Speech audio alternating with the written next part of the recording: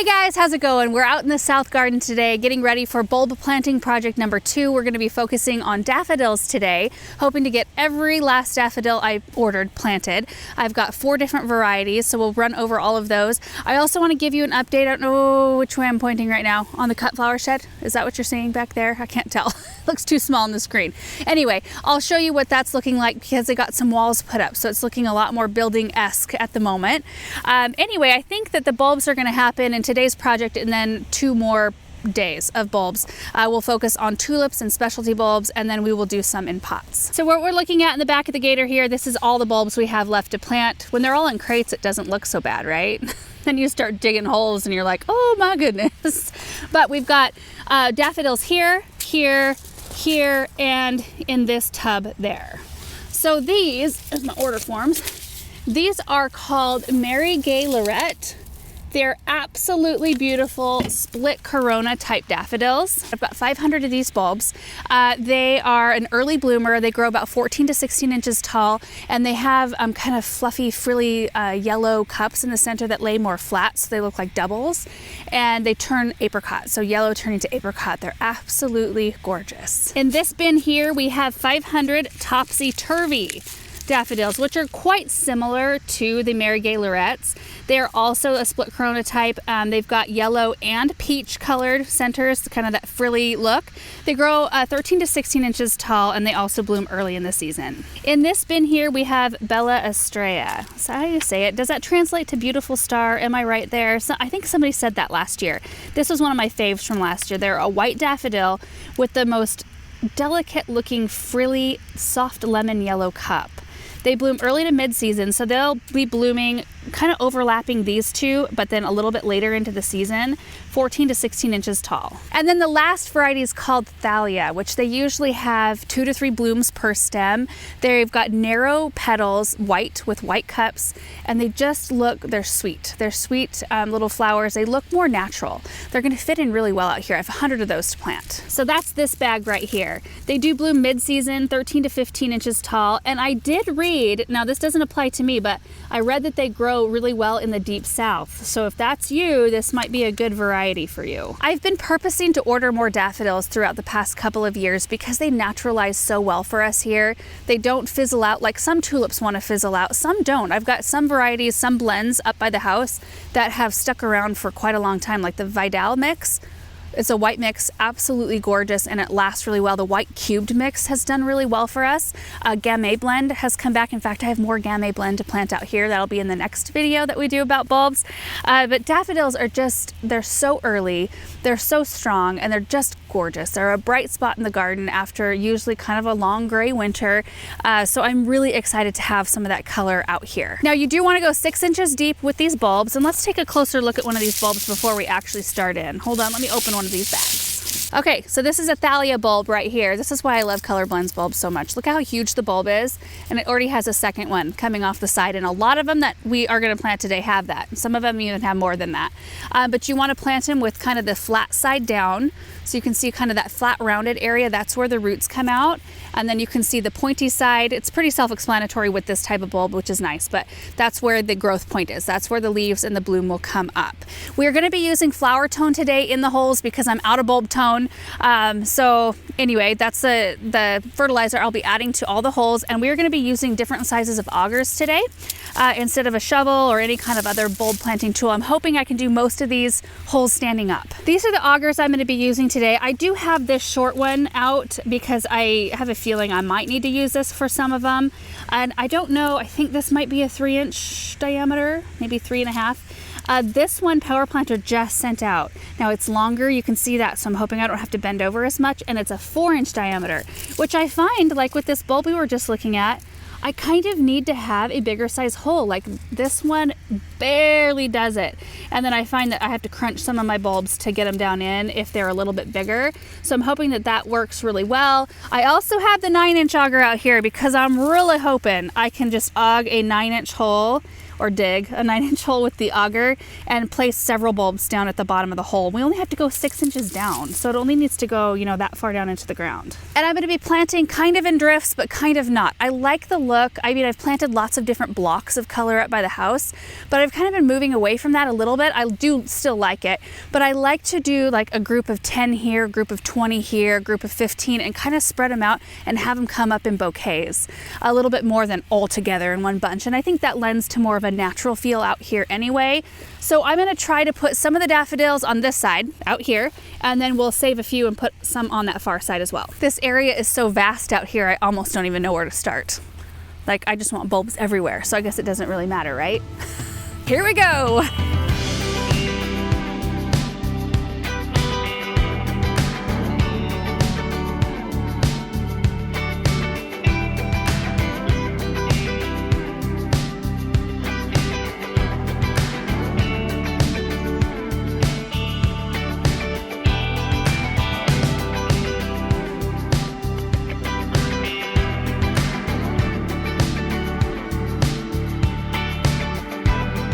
Okay, so I think I have this first area almost done. I do have to have Aaron come out here and tighten the chuck on this drill because my auger keeps falling out, and for some reason I cannot get it tight enough. I'm doing it as tight as I can, but anyway, he might be able to get it tighter. But this is how it ended up, and I think it's gonna be really pretty because I'm gonna be working other things into this area, and I want it to be more natural, not just, you know, in a great big line, all straight, you know?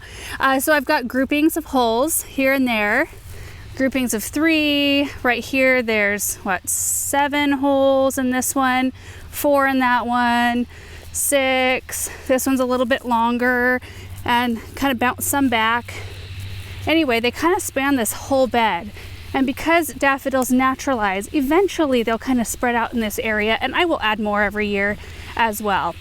So I was gonna make one last little grouping of 3 over here, and this is where the bit kept falling out, so it's just gonna wait there till Aaron comes out. I think I must be doing something wrong. I don't know. I've never not been able to get it tight enough. So anyway, I'll have him look at it. I do want to show you quick how I'm going to be planting these. I don't know that I'm going to do the 9-inch hole for every area that I'm planting, but you're supposed to space these bulbs out about every 4 inches. I'm going to go a tiny bit closer and do 5 bulbs per hole instead of just 4. I think that'll be a nice little bouquet. Okay, so you can see this hole here. I've got my 5 bulbs here. Look, this one has 3 on it. That's exciting. I'm just going to take a little bit of my flower tone, sprinkle it at the bottom of the hole, and then I'm going to just line these up right at the bottom. Like so, pointy sides up. They're about 6 inches down, and we cover them back over.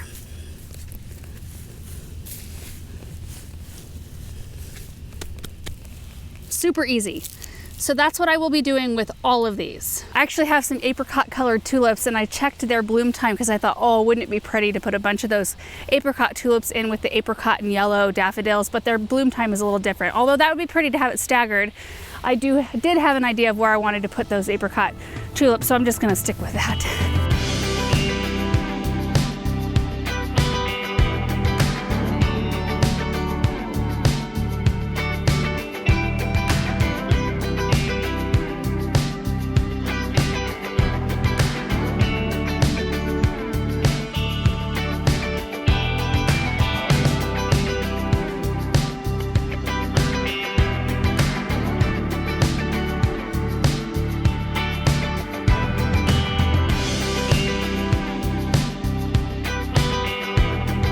Topsy-turvies are all planted. They start right about at the arborvitae, and they go all the way kind of to the end there.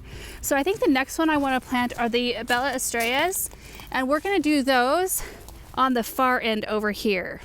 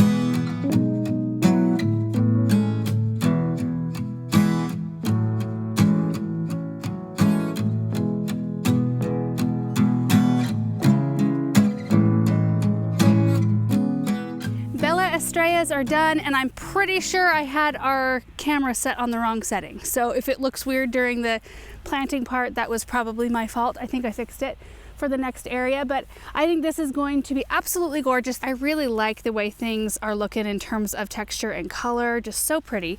But the bulbs start right here. This is right where we planted the haywire cypress. So wherever there's a darker little patch of soil, that's where the daffodils went. So there's little groupings of 3. I think this was a grouping of 7 holes, which means 35 daffodils, 15 daffodils. I think I had like 6 holes here. And they just kind of go around, like curve around the coralberry, go through the sedum up to the itea. Like, look at this. Look at the blue juniper, the beautiful little Henry iteas, autumn brilliant serviceberry, the spruce over there, the daylilies with the yellow color. We've got a black lace elderberry, the ginkgo, the skinny fit ginkgo is coloring up gorgeous, and the cypress even. I'm not even minding. I thought I wouldn't like that russet color, but I'm loving all of it. More right here. And then towards the front part of the bed by the grass, the daffodils end right about at the end of the daylilies there, and they curve all the way through here. The awesome part about that is I know I'm not going to be disrupting this area at all because the perennials are already set, so the daffodils will be safe. Back in here, it's possible, depending on what we plant, that I might run into some eventually when I dig a hole. But that's really okay because wherever they pop up out of the soil when I dig a hole for something else, I just replant them close by. And then the last little grouping is around this red fox katsura tree. But yeah, the rest of the cypress is nice. The black lace elderberry, skinny fit ginkgo, the blue sky Serbian spruce, gorgeous. I think I'd like to put the 100 thallias closer to the lane out here. So that's where we're going next. Mercy, I need to drink more water. My gloves are making indents in my hands. Either that or my hands are like, what is this foreign object you're putting on me? Although my hands have been staying much nicer since I've been wearing gloves. Kind of a duh thing, huh?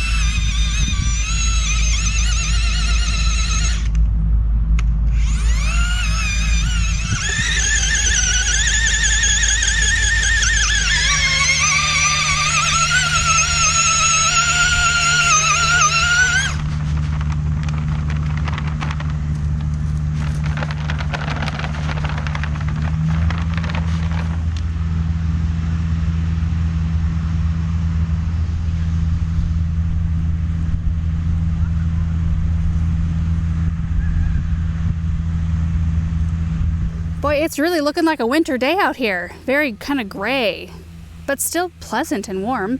Thallias are here. There's a grouping of 5 holes. So what is that, 25 bulbs? A grouping of 5 here. I think a grouping of 5 here and then 3 and 2. Does that make sense? Does that add up? I can't remember. Just tucked in around these trees. So we've got the Royal Raindrops crabapple there with the thallias. It's gonna be so pretty. And then that's a Corinthian linden. Then we've got the totem pole panicums right there. All right, so the last 500 are going in this corner here. I probably should have started with that corner because I anticipate this one being the hardest to dig in, and it's gonna take 100 holes to get the last 500 in the ground. But since these look so much like the topsy-turvy, I wanted to make sure they ended up in opposite corners. Okay, we're standing here on the other corner. Benny's crew is here blowing out all of our sprinkler lines today, which is great. I've been kind of avoiding this side planting a whole lot just because I was thinking of doing more of a meadow feel over here. So I really want to give this some good thought. I don't want to block the view from the driveway to the cut flower garden. So I want to keep everything low, and the bulbs are low, but I would rather kind of start in with more perennial interest and figure out what I'm going to do there before I pop bulbs in this side. So I'm going to focus mainly on this side and just dig some holes along this walkway mainly. There is one area left where we haven't done compost or anything. You can see Benjamin has a little basket and some cars out here. Cars, basket. This is Benny's gravel mix. He uses this as one of his layers when he's doing the brick edging, which the intention was to finish the edging around this grass on the other side of the walkway and the brick that lines this flower bed right here. So I'm hoping this doesn't stay here all winter, but if it does, not a big deal. We'll just put some of the daffs around here and then maybe around the back side there. And I'm praying that these holes aren't going to be as hard to dig as I think they're going to be. Here we go.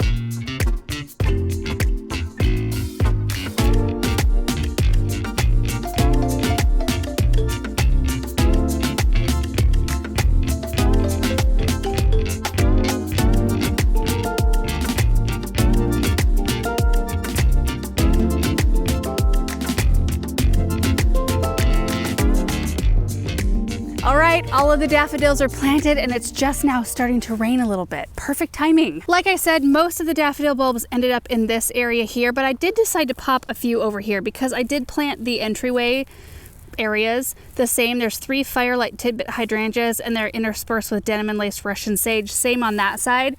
So I popped a few kind of in the middle area, but everything back behind and that way, I didn't plant anything over there. I did put some back in this area though, like kind of around the grasses and around the tree back there, and then there is a hose bib like where that hose link is over there. I did plant some around that, but most of them are here. So they kind of start right in this area. They go in between the hydrangeas, kind of in the Tuscan Suns here, which did phenomenally well this year.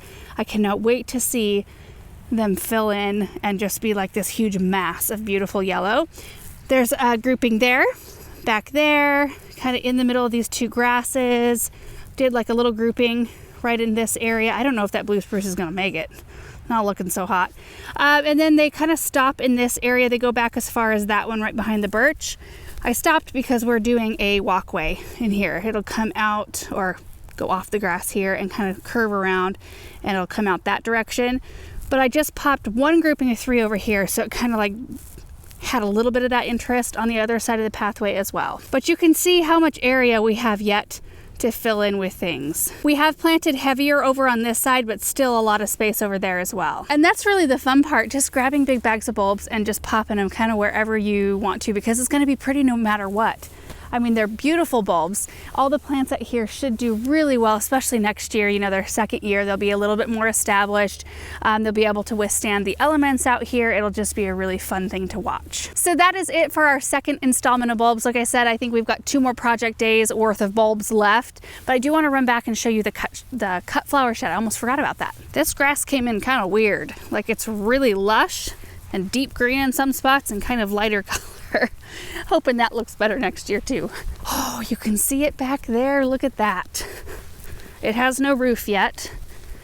We're thinking it's going to be complete hopefully by the end of this month so we can put Christmas lights on it. I just wish we could have shown this to you when those 2 rows of sunflowers were still up, because oh, that was beautiful. All right, so there it is. Quite a bit different since the last time we showed it to you. Last time there was just like the basic framing. Now we've got the windows in here. Look at that. That's where the door clearly is going to go. That's the view. We'll look out. It does not look very even right now because the sunflowers are way out. The lines are deceiving at the moment, but we'll look out at a fountain right there. There's some extra wood and stuff kind of just leaning up, but the windows do match on either side. And gosh, I just love to be able to just step in here and get a feel for the space. Until walls are up, I really can't get a sense of what it's going to feel like. And I just, like, the whole space in here is just awesome. And I think based on the hutches that I already have, like this wall is much longer than I kind of anticipated, which is excellent, which means we'll have plenty of room for all the things that we want in here. Plus, I don't know, I was kind of thinking, wouldn't it be so fun to have some kind of like little stove in here if we did want to, you know, start a little fire and warm it up a little bit if we have a specific project we want to do in the winter. I don't know, possibilities. Russell likes it. And this has been staring at me right in the face for the last little bit. There's still like some little bit of color in these dahlias. If you look really hard, you can find like beautiful buds right here. Look at this. We have no freezing temperatures on the forecast. That's why I haven't felt a huge push to get these all dug. But that is on the list for this week. Oh, look at this. Look. See, they're just like trying their hardest. That one's kind of sad. That's gorgeous. We've got some gorgeous ones, some gorgeous white ones in here. They're tucked down in there. Anyway, I gotta focus on bulb planting. I'll get that done probably, and then we'll move on to dahlias. So anyway, thank you guys so much for watching this video. I hope you enjoyed it, and we will see you in the next one. Bye. P.S. There were a few of you who asked to know how long it takes me to do my projects, and I always forget to mention it, but I did note the time when I started. It was 11:30 when I started, or shortly before 11:30, like 11:27 when I started the project, and it's now 3:30. So what is that, 4 hours? I did take about a 30-minute lunch break right in the middle there. So a 4-hour project to get the 1,600 bulbs planted. And I think the reason why it went so fast is because I was able to plant 5 bulbs per hole, which I actually think in retrospect, looking down in the hole, they're spaced just perfectly. And if I would have individually had to dig those holes with the auger, that's 1,600 holes. With the 9-inch auger, I was able to do it in 320 holes, which is still a lot of holes, but that's far less. And it went pretty quick. And really out here, it's so open, it's not as hard to kind of get in between plants like it is around the house in those flower beds. Much harder to plant bulbs up there. So anyway, yeah, just wanted to mention that. Okay, bye.